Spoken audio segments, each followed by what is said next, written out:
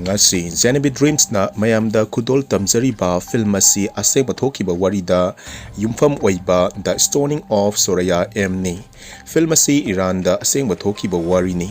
Film asi explain tawjarakpada soikiba yaurakasu mayamna ngakpiu haizari. Film asi haurakpada French Iranian journalist Fredan Sahebzam mahakna Iran fauduna chatnaba lakpada mahaki car du yarakide. Makna mafam duda pungza khara gari atai lakpra yengduna leiki pung kharagi matungda bus ama lakhi maduna mahaki car du chingduna repairing gi damak kape kauba khungang amada thungki journalist asigi thodok asi jarana mangda sa singna singthoklamba firon fumjinba lakpada urami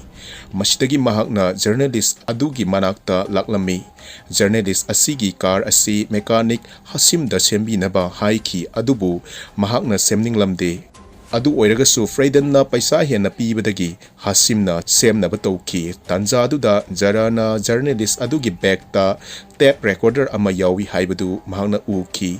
maduda mahakna khara naksinduna journalist aduda makhoigi khungang aduda aran atup khara leire haina tamlami tanjaduda khungang adugi mulla oiriba Sheikh Hassan amadi mayor oiriba Ibrahim laktuna jaradu mathong chadaba mini haijinduna mafam adudagi chatlanki makhoi anidu journalist tuna khungangduda lakpada nungaitabagi mami tawrami makhoina nupaduda wahang pahang khara tawraba matung makhoina journalist adubu chak saminasi hairami maduda journalist aduna yadabida manak nakna leiba hotel amada lunch chanaba lakhi madudasu jarana journalist adugi manakta laktuna journalist aduna famduna leiringaida jarana chejet amada saru amadi mahakki mayumtaba map yektuna hullami masidagi mahaksu chingneraktuna jarana pirakpa maptugi maikeida laklami magi matungdasu mioi kana laki yengduna sectionna jaragi yumda laklami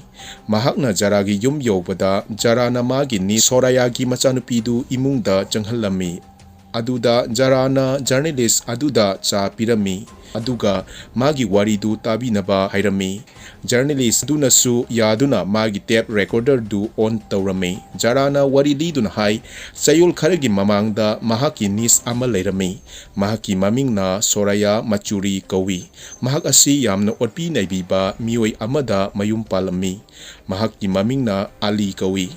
makhoigi macha mari lei machanupa ani aduga machanupi ani adubu makhoi nuksichanana yumpan khiba haibududi oikide tasengbadi Alina Sorayabu kainaba pamlami aduga mahakna sahi 13 khak ngairibi Mary kaubi nupi amaga luhongba pamlami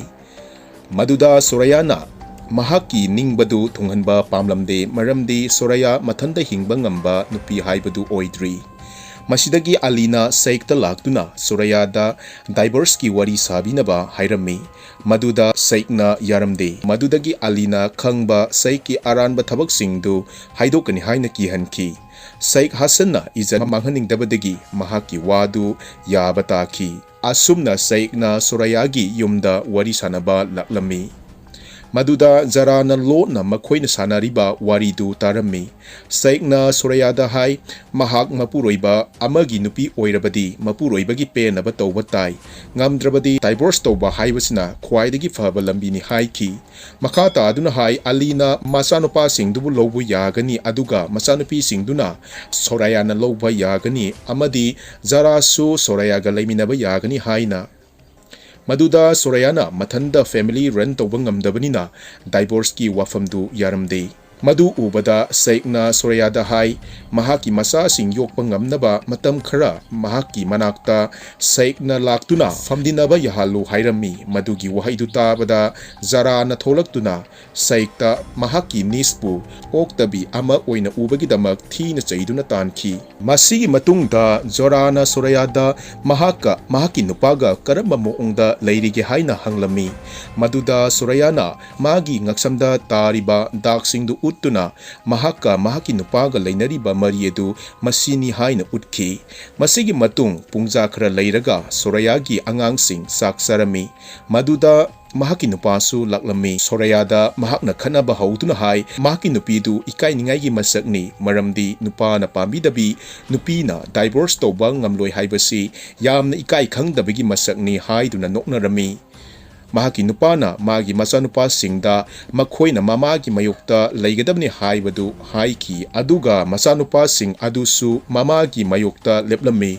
taba yadaba wahi wata kayasu angangsing adugi mamangda magi mapuroibana Sorayada nganglami Sorayasu sauraduna Alina afaba mapuroiba ama oiba ngamdabadu mahakna chairami maduda mahaki machanupa ahanduna wa marak thattuna mamada thaksigasi yaudaba maongda mahaki mapada adumna ngangano hairami masidagi Alina Sorayada plate singdu sengdoknaba kihanduna hairami maduda Sorayana sauduna plate singdu thugairami Alina plate singdugi mamaldu pigadabni haiki maduda Sorayana khangba ngamdraduna mahaki machanupi singadu puraga du thadokuna chatke tawbada mahaki nupana kihanduna phuki maduda Sorayana kiba tawdana jarage nakta mahaki machanupi singadu puduna lakhi jarana Sorayada hai Mayor Ibrahimga unaduna hiram asigi matangda mateng loksi haiki tasengbadi Ibrahimga jaraga hana nungsinaramba oirami Ibrahim nasu mahakpu luhongnaba tawkhibagi wari edu mahakna Sorayada sarami adumna tawtuna leiringaida hasimna laktuna jarada mahaki nupidu yamna kanna naduna leire doctor su khongangda leitabana mahaki mateng lowba lakpa oirami jarana hasimgi yumda lakpada lambida Alina mahaki karda nupi amaga leihobadu mahakna uki adubu maduda wakhal thoina tawramde anabadu kanba ngamnaba hatu lakhi laibak thibadi makhoina yobada hasimgi nupidu thawai yaudana leirambadu thengnaki jara mafamduda numidang leiba tarami funeral gi damak nongalabada Sorayasu jaragi mateng pangnaba laklami mahakna lakpada lekai nupi singna hasimgi nupigi likon singdu huran gi tawrambada mahakna thina seiduna tanki makhoina hai likon singa si hasimna sizinararoi aduna makhoina loge tawbani haina Lairol chanba loirabada saikna jarada kauduna hai hasim mathanda yum puduna macha semba ngamoi aduna Sorayana matam khara hasim gi thabak sing mateng pangbi bada kari kai haina maduda jarana Sorayagi nongmagi khusuman khara piradi yai adubu paisa du aligi hak leiba yaroisu haiki asumna jarana ayaba pithoklami jarana mayumda halakpagi lambida Ibrahimna thatlaga hai mitna singu natrabadi khudong thiba takani haina masidagi sinsip tawduna Sorayana hasimgi yumgi thabak tawbiduna hasim amadi mahaki machanupana Sorayabu thagatpa phongtoklami adumna makoina wari watai sanabadu Alina lapna yenglammi hasimnasu Sorayabu luna tawbiduna khusuman fajana pibirami masidagi Sorayana mahaki firol khara leijarami amadi paisa kharana jarada piduna thamhalami maduna Aliga divorce tawba ngamnaba senfam tungsinba oirami numidang amada Alina saikta pauktamduna hai Sorayana mangonda minamduna hasimga mari leinare haina Alina Sorayabu punishment pibinaba hairami adubu saikna Sorayana adumna tawgani haibasi thajaba ngamlamde maramdi Soraya hariba nupi asi yamna maram okpi lamchat yamna phajabi nupi ama oirami adubu Aligi ningba thungnaba haiduna saikna Alida weakness ama leiragadi punishment piba yagani haina asumna Alina Sorayasi lamchat naidabini haibadu mi singda tonga santoklami jarana thabak suriba bakery dasu nupi amana Sorayagi tonga du thajaduna jarada tamlami maduda jarana nungairamde nongma Sorayana hasimgi yumda chatpa lepagi numitta mahaki machaga picnic laklami maduda mahakna lei khara hektuna hasimgi yumda decoration semnaba thamlami nongma hasimna nganna thabak halakpa numit amada hasimna Sorayada saksanaba haiki maduda Sorayana migi yumda saksaba hainadi haiduna yakhide somdana jarana Ali Saik amadi Ibrahimna wa tanabadu urami masigi matungda Ibrahimda jarana Alina hairibadu lali haiki maduda Ibrahimna Ali bu thajaduna hai Sorayasi hasimga famdinaramba yai hairami madu tabada jarana khubak tharami jarana su Ibrahimdu Aligi minaini haina chaiki ꯊꯤꯟꯊꯕ ꯇꯧꯗꯅ ꯖꯥꯔꯥ ꯁꯣꯔꯥꯌꯥꯕꯨ ꯎꯅꯕ ꯆꯠꯂꯝꯃꯤ ꯑꯗꯨꯒ ꯃꯍꯥꯛ ꯆꯦꯛꯁꯤꯟꯅ ꯂꯩꯅꯕ ꯍꯥꯏꯔꯝꯃꯤ ꯑꯗꯨꯕꯨ ꯁꯣꯔꯥꯌꯥꯅ ꯃꯍꯥꯛꯀꯤ ꯑꯟꯇꯤ ꯖꯥꯔꯥꯗꯨ ꯄꯥꯡꯈꯟꯗ ꯈꯟꯖꯤꯟꯕ ꯑꯣꯏꯔꯝꯅꯤ ꯈꯟꯗꯨꯅ ꯂꯥꯏꯅ ꯂꯧꯔꯝꯃꯤ ꯁꯣꯝꯗꯅ ꯁꯩꯛ ꯑꯃꯗꯤ ꯑꯂꯤꯅ ꯍꯥꯁꯤꯝꯕꯨ ꯀꯧꯗꯨꯅ ꯁꯣꯔꯥꯌꯥꯒ ꯑꯔꯣꯟꯕ ꯃꯔꯤ ꯂꯩꯅꯕ꯭ꯔꯥ ꯍꯥꯏꯅ ꯋꯥꯍꯪ ꯄꯥꯍꯪ ꯌꯥꯝꯅ ꯇꯧꯔꯝꯃꯤ ꯃꯗꯨꯗ ꯍꯥꯁꯤꯝꯅ ꯅꯨꯡꯉꯥꯏꯔꯝꯗꯦ ꯃꯈꯣꯏꯅꯁꯨ ꯍꯥꯁꯤꯝꯗ ꯂꯥꯛꯇꯨꯅ ꯀꯟꯇ꯭ꯔꯦꯛ ꯑꯃ ꯄꯤꯔꯝꯃꯤ ꯑꯗꯨꯕꯨ ꯍꯥꯁꯤꯝꯅ ꯄꯥꯕ ꯐꯖꯅ ꯊꯣꯛꯇꯕꯅ ꯃꯍꯥꯛꯅ ꯂꯧꯗꯅ ꯆꯠꯂꯝꯃꯤ ꯃꯈꯣꯏꯅ ꯃꯥꯒꯤ ꯌꯨꯝꯗ ꯑꯃꯨꯛ ꯂꯥꯛꯇꯨꯅ ꯁꯣꯔꯥꯌꯥꯁꯤ ꯃꯍꯥꯛꯀ ꯃꯔꯤ ꯂꯩꯅꯩ ꯍꯥꯏꯗ꯭ꯔꯕꯗꯤ ꯃꯍꯥꯛꯀꯤ ꯃꯆꯥꯅꯨꯄꯥ ꯑꯗꯨ ꯃꯦꯟꯇꯦꯜ ꯍꯣꯁꯄꯤꯇꯥꯜ ꯅꯠꯇ꯭ꯔꯒꯅ ꯖꯦꯜꯗ ꯊꯝꯒꯅꯤ ꯍꯥꯏꯔꯝꯃꯤ ꯍꯥꯁꯤꯝꯅ ꯃꯃꯥ ꯀꯥꯏꯅꯈꯤꯕꯒꯤ ꯃꯩꯆꯥꯛ ꯂꯩꯔꯤꯕ ꯃꯆꯥꯕꯨ ꯑꯋꯥꯐꯝꯗ ꯇꯥꯍꯟꯅꯤꯡꯗꯕꯗꯒꯤ ꯃꯍꯥꯛꯅ ꯁꯣꯔꯥꯌꯥꯒ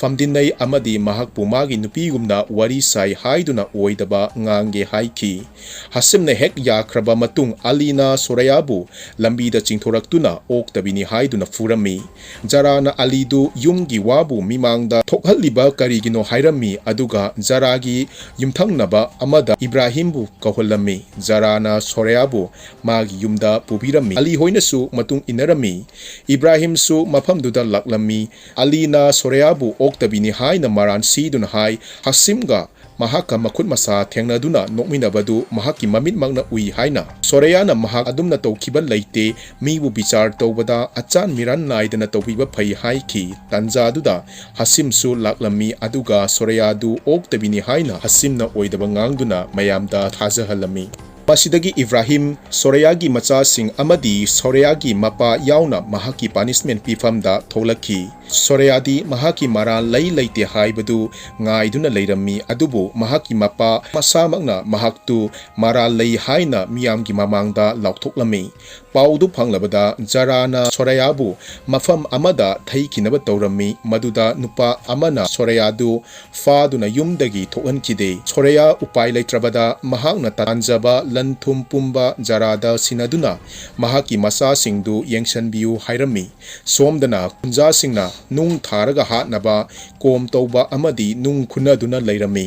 ꯁꯩꯛꯅ ꯃꯥꯏ ꯄꯥꯛꯂꯦ ꯈꯟꯗꯨꯅ ꯀꯣꯏ ꯀꯛꯂꯝꯃꯤ ꯏꯕ꯭ꯔꯥꯍꯤꯝꯅ ꯑꯜꯂꯥꯗ ꯄ꯭ꯔꯦꯌꯔ ꯇꯧꯗꯨꯅ ꯍꯥꯏ ꯃꯍꯥꯛꯅ ꯑꯆꯨꯝꯕ ꯇꯧꯏ ꯍꯥꯏꯕꯒꯤ ꯁꯥꯏꯟ ꯄꯤꯕꯤꯌꯨ ꯍꯥꯏꯅ ꯄ꯭ꯔꯦꯌꯔ ꯇꯧꯖꯔꯝꯃꯤ ꯁꯣꯔꯥꯌꯥ ꯊꯃꯣꯏ ꯀꯥꯏꯕ ꯍꯥꯏꯕꯗꯨ ꯑꯣꯏꯈꯤ ꯑꯗꯨꯕꯨ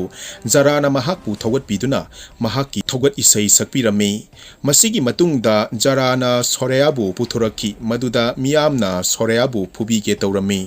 ꯖꯥꯔꯥꯅ ꯃꯤꯌꯥꯝꯅ ꯇꯧꯕꯤꯔꯤꯕ ꯃꯌꯥꯝꯗꯨ ꯎꯕꯗ ꯊꯃꯣꯏꯗ ꯄꯦꯟꯗꯕꯅ ꯊꯜꯂꯝꯃꯤ ꯁꯩꯛ ꯑꯃꯗꯤ ꯏꯕ꯭ꯔꯥꯍꯤꯝꯅ ꯃꯤꯌꯥꯝ ꯄꯦꯟꯅꯕ ꯄꯨꯛꯅꯤꯡ ꯊꯧꯒꯠꯂꯝꯃꯤ ꯇꯥꯟꯖꯥꯗꯨꯗ ꯑꯥꯔꯇꯤꯁ ꯈꯔ ꯂꯥꯛꯇꯨꯅ ꯃꯈꯣꯏꯅ ꯇꯦꯂꯦꯟ ꯁꯣ ꯇꯧꯒꯦ ꯇꯧꯕꯗ ꯃꯤꯌꯥꯝꯅ ꯃꯈꯣꯏꯕꯨ ꯇꯥꯜꯂꯝꯃꯤ ꯃꯁꯤꯒꯤ ꯃꯇꯨꯡꯗ ꯁꯣꯔꯥꯌꯥꯒꯤ ꯆꯥꯗꯣꯔꯗꯨ ꯂꯧꯊꯣꯛꯂꯒ ꯑꯉꯧꯕ ꯗ꯭ꯔꯦꯁꯇꯨ ꯈꯛ ꯊꯝꯂꯝꯃꯤ ꯃꯈꯣꯏꯅ ꯁꯣꯔꯥꯌꯥꯕꯨ ꯃꯈꯨꯠ ꯄꯨꯟꯁꯤꯟꯗꯨꯅ ꯑꯃꯗꯤ ꯃꯍꯥꯛꯀꯤ ꯃꯁꯥꯗꯨ ꯀꯣꯝꯗꯨꯗ ꯐꯝꯊꯍꯟꯗꯨꯅ ꯅꯥꯟꯊꯣꯛꯄ ꯉꯝꯗꯕ ꯃꯑꯣꯡꯗ ꯃꯁꯥ ꯇꯪꯈꯥꯏ ꯐꯨꯝꯖꯤꯜꯂꯝꯃꯤ ꯖꯥꯔꯥꯅ ꯁꯣꯔꯥꯌꯥꯒꯤ ꯃꯅꯥꯛꯇ ꯆꯪꯅꯕ ꯇꯧꯖꯈꯤ ꯑꯗꯨꯕꯨ ꯃꯤꯌꯥꯝꯅ ꯊꯤꯡꯗꯨꯅ ꯆꯪꯍꯜꯂꯝꯗꯦ ꯑꯁꯨꯝꯅ ꯑꯍꯥꯟꯕ ꯅꯨꯡ ꯊꯥꯕ ꯍꯧꯈꯤꯕ ꯑꯁꯤ ꯃꯍꯥꯛꯀꯤ ꯃꯄꯥ ꯑꯣꯏꯔꯝꯃꯤ ꯃꯍꯥꯛꯀꯤ ꯃꯄꯥꯅ ꯁꯣꯔꯥꯌꯥꯕꯨ ꯃꯆꯥꯅꯨꯄꯤꯅꯤ ꯍꯥꯏꯅ ꯑꯃꯨꯛ ꯍꯟꯅ ꯂꯧꯕ ꯉꯝꯂꯝꯗꯦ ꯃꯍꯥꯛꯅ ꯑꯅꯤꯔꯛ ꯍꯨꯜꯂꯝꯃꯤ ꯑꯗꯨꯗ ꯄꯥꯟꯕ ꯉꯝꯂꯝꯗꯦ ꯑꯗꯨꯗꯒꯤ ꯅꯨꯄꯤ ꯑꯃꯅ ꯍꯥꯏ ꯄꯥꯟꯗ꯭ꯔꯤꯕꯒꯤ ꯈꯨꯗꯝꯁꯤ ꯅꯨꯄꯤ ꯑꯁꯤ ꯃꯔꯥꯜ ꯂꯩꯇꯦ ꯍꯥꯏꯕꯅꯤ ꯍꯥꯏꯅ ꯃꯗꯨꯗ ꯃꯤꯌꯥꯝꯅ ꯃꯍꯥꯛꯀꯤ ꯋꯥꯗꯨ ꯇꯥꯕꯤꯈꯤꯗꯦ ꯃꯁꯤꯗꯒꯤ ꯑꯂꯤꯅ ꯅꯨꯡ ꯊꯥꯔꯝꯃꯤ ꯃꯗꯨꯗ ꯁꯣꯔꯥꯌꯥꯗ ꯄꯥꯟꯗꯨꯅ ꯁꯣꯔꯥꯌꯥ ꯆꯩꯅꯥ ꯈꯥꯡꯗꯨꯅ ꯀꯞꯂꯝꯃꯤ ꯑꯗꯨꯕꯨ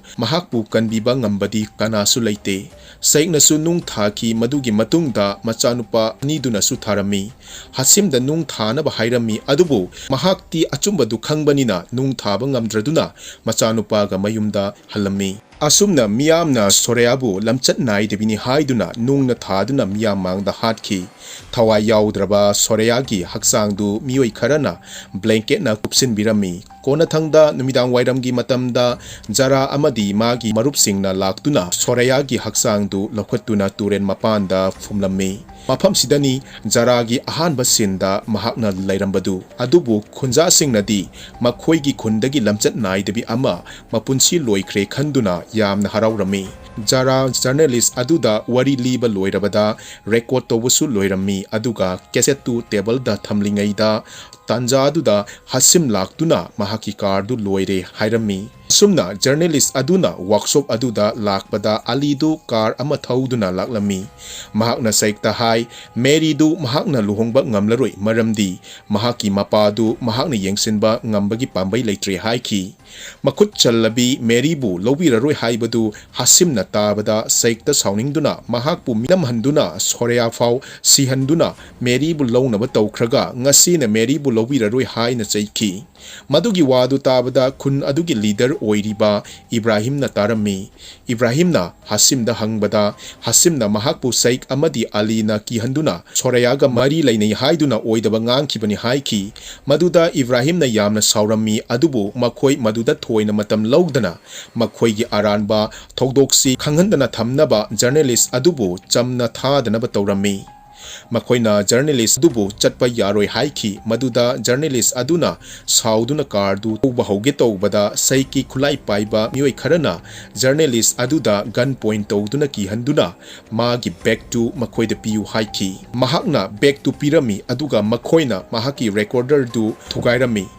Masidagi mahak car du thaurakhi maduda jarana lambida ngairamduna mahaki recording cassette tu mangonda pibirami. Tanjaduda saiki mioi kaya na tanarakhi mikuptuda journalist ki car du start ho haiba yakhide adubu achumbagidi ishor lei haibaduni car du start amuk horaktuna thauki. Saiki kangbu duna tanarakpa du jarana thatnami aduga jarana Sorayagi wari du khunja singna tabidrabasu malem pumbana tabirani khanduna thamoi da penba phaurammi. Journalist aduda nung kaya thabiki adubu mahak nanthokpa ngamki. Kona thangda journalist asina lairik oina fongduna international bestseller book oiduna Iran gi lamda Muslim nupi singbu kayam wana hingli haibadu malem pumbada mahakki lairik asina taki. Asumna film asi loisalli.